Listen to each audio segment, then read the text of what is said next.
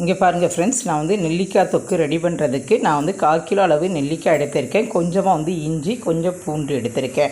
இதை மூணையுமே நல்லா வந்து க்ளீன் பண்ணிவிட்டு நல்லா வந்து உணர வச்சு எடுத்து வச்சுக்கோங்க. கண்டிப்பாக வந்து அது உணர்ந்து தான் இருக்கணும், ஏன்னா ஈரம் எதுவுமே இருக்கக்கூடாது. இப்போ ஒரு சின்னதாக வந்து புளி எடுத்து அதையும் வந்து ஊற வச்சுக்கலாம். கொஞ்சமாக கடுகு, வெந்தயம் இந்த ரெண்டையுமே வந்து நம்ம ட்ரை ரோஸ்ட் பண்ணணும், அதையும் வந்து எடுத்துக்கிடலாம். இப்போ வந்து ஸ்டவ் ஆன் பண்ணி ஒரு கடாயை வச்சு நம்ம கடுகு, வெந்தயம் ரெண்டையுமே வந்து நல்லா வந்து பொன்னிறமாக வறுத்துட்டு அதை வந்து மிக்ஸி ஜாரில் ட்ரையாக இருக்கக்கூடிய மிக்ஸி ஜாரில் போட்டு நல்லா ஃபைனாக அரைச்சி எடுத்துகிட்டு வந்துடலாம். இப்போ வந்து நெல்லிக்காய், இஞ்சி, பூண்டு இது எல்லாத்தையுமே நான் வந்து ஒரு இட்லி பாத்திரத்தில் ஆவியில் தான் வேக வைக்க போகிறேன். ஆவியில் வேக வச்சு செய்யும்போது நிறைய நாட்கள் வந்து இது வந்து கெட்டு போகாமல் இருக்கும். அதனால் நீங்களுமே வந்து கண்டிப்பாக இந்த ப்ராசஸ் வந்து செஞ்சுக்கோங்க.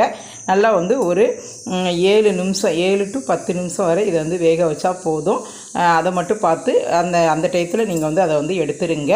நல்லா வந்து ஃபைனாக வந்து வெந்திருக்கணும். வெந்ததுக்கப்புறம் இங்கே பாருங்கள், இப்போ வந்து ஒரு ஃபோர்க் வச்சு குத்தி பார்த்தோம்னா நமக்கு தெரியும். இப்போ இதை வந்து நல்லா வந்து ஆற வச்சு எடுத்துகிட்டு வந்துடலாம். இப்போ இது எல்லாத்தையுமே வந்து மிக்ஸி ஜாரில் போட்டு ட்ரையாக இருக்கக்கூடிய மிக்ஸி ஜாரில் இதை வந்து ஃபைன் பேஸ்ட்டாக அரைச்சி எடுத்துகிட்டு வந்துடலாம்.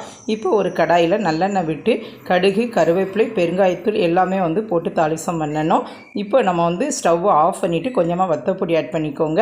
அதுக்கப்புறம் கடுகு, வெந்தயம் பவுடர் பண்ணி வச்சுருக்கதையும் ஆட் பண்ணிக்கோங்க. இப்போ மறுபடியும் வந்து ஸ்டவ்வை ஆன் பண்ணிவிட்டு நம்ம வந்து அரைச்சி வச்சுருந்த பேஸ்ட் இருக்குது பார்த்திங்களா, அதையும் வந்து இது கூட ஆட் பண்ணிடணும். அதுக்கு முன்னாடி கொஞ்சமாக வந்து புளிக்கரைசலும் வந்து ஆட் பண்ணிடலாம். இப்போ இது எல்லாத்தையும் வந்து தொடர்ந்து வந்து மிக்ஸ் பண்ணி விட்டுக்கிட்டே இருங்க. அப்பப்போ கொஞ்சம் கொஞ்சம் நல்லெண்ணெய் வந்து ஆட் பண்ணிக்கோங்க. ஆட் பண்ணிவிட்டு இப்போ வந்து கடைசியாக நாட்டு சர்க்கரையும் போட்டு ஃபைனாக வந்து நல்லா வந்து எண்ணெய் விட்டு இறக்கி வச்சிட்டோம்னா நம்மளுடைய நெல்லிக்காய் தொக்கு ரெடி ஆயிரும்.